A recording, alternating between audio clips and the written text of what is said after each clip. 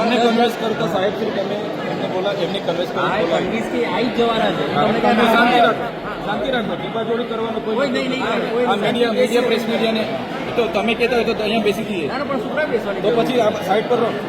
આ બાજુ આવતા પણ અમે ક્યાં ના પાડીએ? અરે પણ આવતારો ને આ બાજુ આપણે ટીપાજોડી અમે શાંતિથી ઉભા રહેવા તૈયાર છીએ.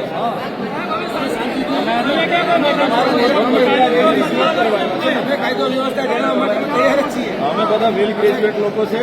હા, અમને બી ખબર છે કાયદો વ્યવસ્થા એટલે તમે છે ને એવું નહીં કર્યા કરો. આ બાજુ આવતા અમે ધારાસભ્ય કઈ એમને ઘાસ કાપી થોડા પણ નહીં લાગશે તો કેમ તમને પ્રોટોકોલ નથી ખબર પડતી?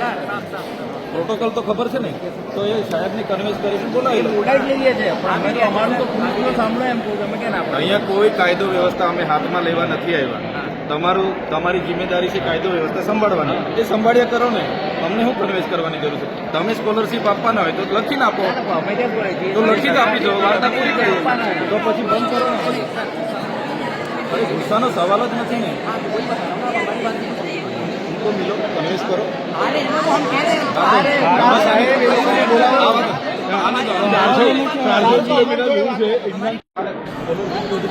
હવે અમારા બાળકો જશે ક્યાં? આપવાનું છે ને. હા તો બોલાવી લાવો. તમે આપવાના છો?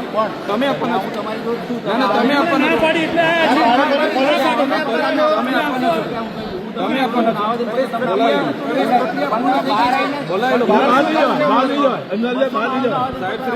અમને સમજાવો.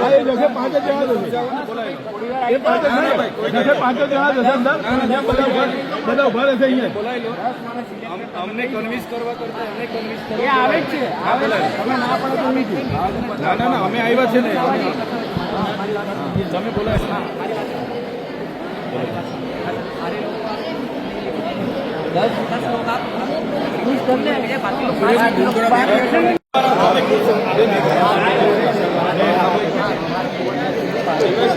અમને છે ને 10 મિનિટ આપે.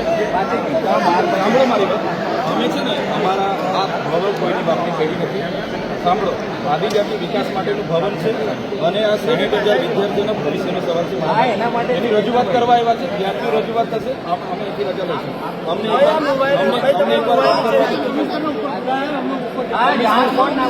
તમે કમિશનર સાથે વાત કરો. કમિશનર સાથે વાત કરો. અમે મળ્યા વગર અહીંથી નીકળવાના નથી. ના મારું કામ છે. મારે ઓફિસે તો આવ્યા છે, એના માટે આવ્યા છે. આટલા વિદ્યાર્થીઓ અમે પોતે આટલે સાહેબ શ્રી અમારી રજૂઆત થશે પછી અમે શાંતિથી રજૂઆત કરીને અમે જવા બહાર શું કરવા જવાના? બિરસા મુંડા ભવન અમારું છે ને.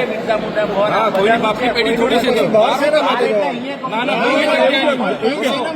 એનું રીઝન શું? એનું રીઝન શું? બહાર જવાનું રીઝન શું? કારણ અમે બેસવા નથી આવ્યા. બેસવા નથી આવ્યા. અહીંયા જે મુદ્દા માટે આજે મુદ્દો કરવા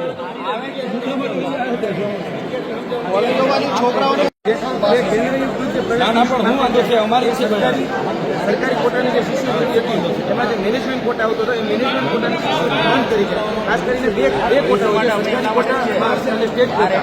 અને જે ખાસ કરીને કામગીરી છે એ વેકેન્ટ કોટામાં જતી હોય છે. હવે વેકેન્ટ કોટામાંથી જે મેનેજમેન્ટ કોટામાં જે એની શિષ્યવૃત્તિ બંધ કરી છે. અહીંયા સ્પષ્ટપણે આ પરિપત્ર કરી અને મેનેજમેન્ટ કોટાની શિષ્યવૃત્તિ બંધ કરવામાં આવી છે. અમે કહીએ છીએ કે આના કારણે 50 આદિવાસી વિદ્યાર્થીઓને ઉચ્ચ અભ્યાસ માટે પોસ્ટ મેટ્રિક શિષ્યવૃત્તિની યોજના ચાલુ હતી.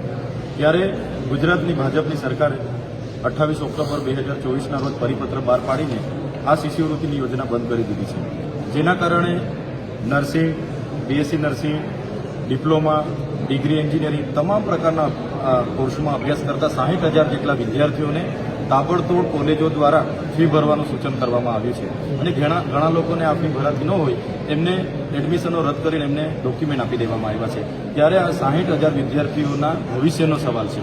અમે ગુજરાત સરકારને કહેવા માંગીએ છીએ, એમના ટ્રાઇબલ બજેટમાંથી અનેક તાઇફાઓ થાય છે, કરોડો રૂપિયાના ધુમાડા થાય છે, તો આદિજાતિ વિદ્યાર્થીઓ ભણશે એની સ્કોલરશીપ કેમ બંધ કરવામાં આવે છે? ત્યારે ભાજપની આદિવાસી સમાજ પ્રત્યેની વિરોધીની આ માનસિકતા છતી થઈ છે.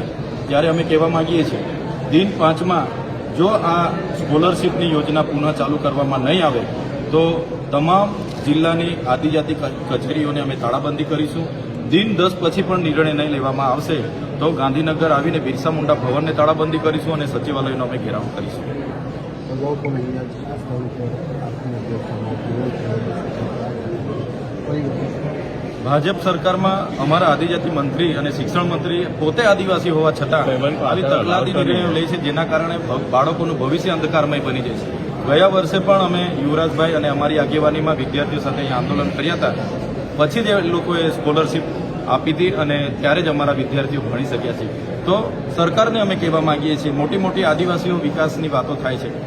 અમારું 3,410 કરોડનું આ વર્ષનું બજેટ છે, તો સરકારને શું વાંધો છે? બજેટમાંથી તો શિષ્યવૃત્તિ આપવાની છે, ત્યારે અમારા છોકરાઓ ઉચ્ચ અભ્યાસ કરી શકે, અને એના માટે આ સ્કોલરશીપ યોજના હતી. અને સરકારે જે બંધ કરી છે એનો અમે સખત શબ્દોમાં વિરોધ કરીએ છીએ. આવનારા દિવસોમાં જલંદ આંદોલન થશે. આજે તો અમે હજારો વિદ્યાર્થીઓ આવનારા દિવસોમાં હજારો વિદ્યાર્થીઓ સાથે અહીંયા આંદોલન કરીશું.